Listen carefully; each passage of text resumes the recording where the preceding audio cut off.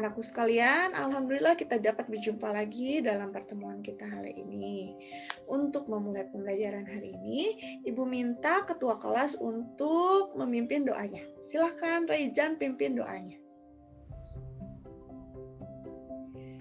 Ya, terima kasih Reizan sudah memimpin doa untuk teman-temannya.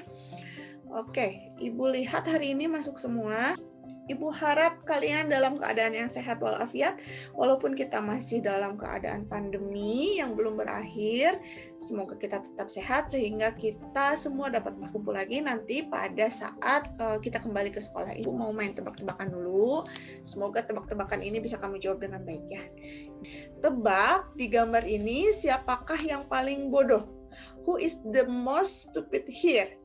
Ya, jawabannya nomor 4. Saat ini dia seperti menyakiti dirinya sendiri dengan memotong ranting yang sedang dia duduki. Ya, tujuan pembelajaran hari ini. Kamu bisa menyajikan hasil diskusi mengenai upaya yang bisa kita hadapi dalam menghadapi globalisasi ini dalam kehidupan sosial budaya. Tentunya teknik penilaian kita yaitu penilaian sikap, kemudian keterampilan dan pengetahuan. Nah, jadi apa sih yang akan kita pelajari hari ini?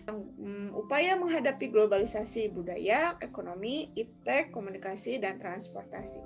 Ya, anak-anakku sekalian, apakah kamu masih ingat materi kita pada minggu lalu? Sudah membahas mengenai apa ya anak-anak? Ya, betul. Jadi minggu lalu kita pernah membahas mengenai dampak positif dan negatif dari globalisasi.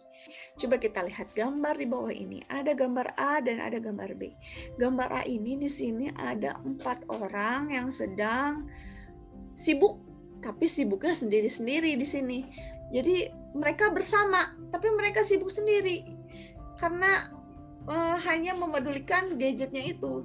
Entah dia main game atau main sosial media. Segerombolan anak punk atau punk rock ya. Kenapa sih orang-orang ini berdandannya kok seperti ini? Siapa yang tahu? Siapa yang bisa menjawab? Silahkan. Betul jawabannya ya anak-anak. Jadi mereka itu seperti ini karena mereka itu salah menyaring informasi. Jadi harusnya kita tuh harus pandai menyaring informasi yang masuk ke Indonesia, khususnya menyaring mengenai pengaruh dari globalisasi. Jadi, apakah bisa kita menghindari globalisasi? Sepertinya kita tidak akan pernah bisa lepas dari globalisasi, karena globalisasi itu berkembang seiring dengan kemajuan ilmu pengetahuan dan teknologi. Baik, ada yang mau ditanyakan sebelumnya? Tidak? Baik, kita lanjutkan. Tolong kamu perhatikan dengan baik videonya, cermati isi videonya. Seperti biasa, Ibu akan menanyakan isi dari video tersebut nanti di akhir ya.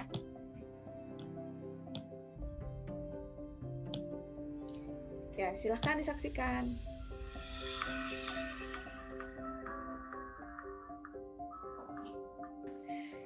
Ada yang mau mengungkapkan apa isi dari video tersebut? Silahkan Ibu beri waktu. Tentunya yang bisa menjawab, yang bisa menyimpulkan, yang bisa berpendapat juga akan Ibu tanya. Akan Ibu berikan nilai tambahan ya dibandingkan teman-temannya yang hanya diam menyaksikan saja. Yuk, siapa yang bisa? Silakan. Ada tentang upaya yang dapat kita atasi dalam menghadapi globalisasi tadi. Setelah tadi kamu bagus mengungkapkan pendapatnya dengan baik, Ibu akan menjelaskan apa yang tadi ada di video. Yang pertama adalah upaya yang bisa kita hadapi dalam menghadapi globalisasi budaya. Yang pertama adalah menyaring setiap budaya asing yang masuk. Jangan sampai kita langsung mengaplikasikan upaya dari jangan sampai kita mengaplikasikan pengaruh budaya asing tersebut. Yang kedua adalah mempromosikan budaya asli Indonesia ke internasional. Jadi kita sebagai warga negara yang baik, yang cinta akan tanah air kita yang sangat kaya ini, kita juga wajib mempromosikan budaya asli kita ke internasional supaya budaya asli kita ini bisa dikenal oleh luar negeri. Jadi kita ini tidak hanya penerima pengaruh, tapi kita juga harus bisa memberikan pengaruh kepada luar negeri, yaitu dengan budaya asli kita yang sangat memiliki keadaban yang baik ya. Kemudian yang ketiga adalah menyukai dan menggunakan produk asli Indonesia. Apa saja sih produk dan produk asli Indonesia? Misalnya, ada yang tahu nggak sih? Nah, betul. Misalnya itu misalnya batik ya. Batik adalah produk asli dari Indonesia dan sudah dipatenkan bahwa itu adalah milik Indonesia. Nah, kita perlu meningkatkan kualitas nilai keimanan dan moralitas kita supaya kita bisa tidak mudah terpengaruh oleh globalisasi tersebut. Ada yang mau ditanyakan? Silahkan, Ibu beri waktu. Ya, baik. Kita lanjutkan. Ibu akan memberikan tugas ya ke kamu seperti biasa kita berkelompok. Setelah berdiskusi kelompok, buat laporan hasil diskusinya dalam satu lembar kertas dan kemudian dikirim, difoto, kemudian dikirim ke Ibu ya. Ibu berikan waktu 10 menit kamu untuk berdiskusi dalam grup WA kamu. Silahkan kamu kerjakan melalui diskusi WA. Kemudian setelah 10 menit, kemudian nanti 10 menit kemudian kamu silahkan bergabung lagi di Zoom ya. Oke? Baik, anak-anakku, sudah 10 menit kamu berdiskusi. Selanjutnya, siapa yang akan presentasi pertama? Ya, sudah selesai kan tugasnya? Ya, silakan siapa yang mampu presentasi pertama. Baik, bagus sekali presentasinya. Ibu acungkan 2 jempol untuk kelompok pertama. Sekarang hebat sekali, tepuk tangan dulu ya. Nah, sekarang Ibu minta boleh satu kelompok memberikan pertanyaan kepada kelompok yang tadi sudah presentasi. Silakan. Tadi pertanyaannya, mengapa pasar online lebih disukai ya? Jadi kenapa pasar online lebih disukai? Karena pasar online itu mungkin dianggap sebagian orang lebih efisien dan efektif. Karena tidak perlu keluar rumah ya, tidak perlu misalnya datang ke pasar. Nah, jadi jawabannya juga udah tepat, hebat sekali kelompok 1. Nah, sudah lengkap? Sudah puas dengan jawabannya, Aryani? Ya, baik. Ya, jadi tadi dari semua yang presentasi sangat hebat-hebat, jawabannya juga sangat bagus-bagus, berarti kamu melaksanakan diskusi kelompok dengan baik. Nah, selanjutnya setelah kamu diskusi itu, Ibu akan menjelaskan apa yang tadi kamu bahas ya.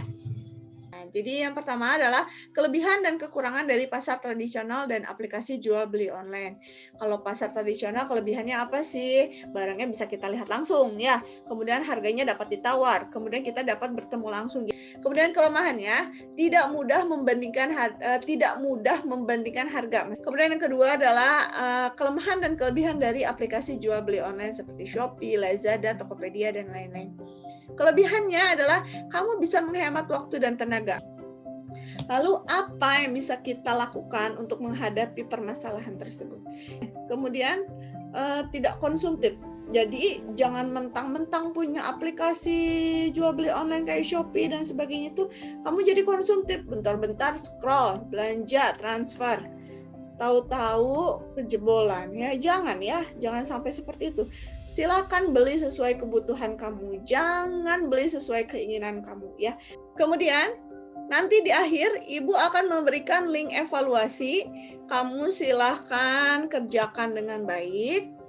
Siapa yang mau memberikan kesimpulan? Silakan. Bagus sekali.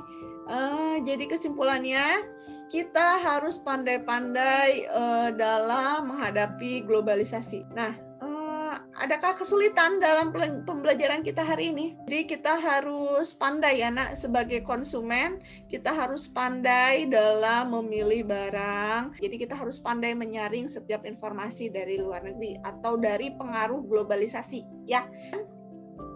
Ibu bangga kita hari ini sudah menyelesaikan pembelajaran dengan baik. Kamu juga sudah aktif dalam pembelajaran, sudah melaksanakan pembelajaran dengan baik. Jadi untuk materi kita pada minggu depan adalah kita masih membahas mengenai upaya yang bisa kita hadapi dalam mengatasi globalisasi ini. Baik, untuk mengakhiri pembelajaran kita hari ini, silakan anak-anakku berdoa dipimpin oleh ketua kelas. Silakan. Ya, selesai. Terima kasih. Ibu akhiri pembelajaran kita hari ini dengan ucapan Alhamdulillahirabbil alamin. Wabillahi taufiq wal hidayah. Wassalamualaikum warahmatullahi wabarakatuh. Sampai jumpa lagi.